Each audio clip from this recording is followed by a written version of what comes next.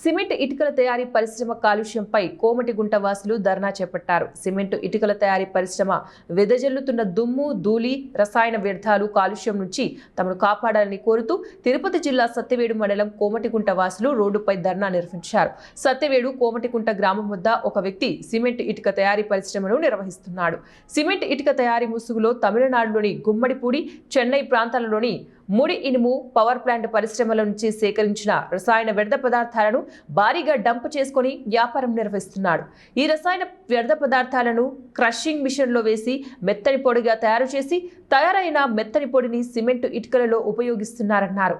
ఈ క్రమంలో పొడిగా మారుతున్న రసాయన వ్యర్థ పదార్థాలు సమీపంలోని నివాస గృహాలు, పంట పొలాలపై పడి విపరీత కాలుష్యంకు కారణమవుతోంది.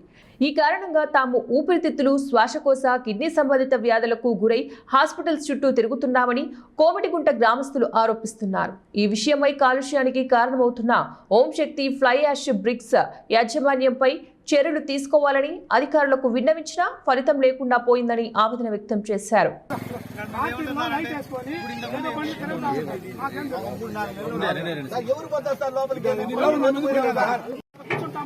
ఎవరు వస్తారు మమ్మల్ని ఏమైనా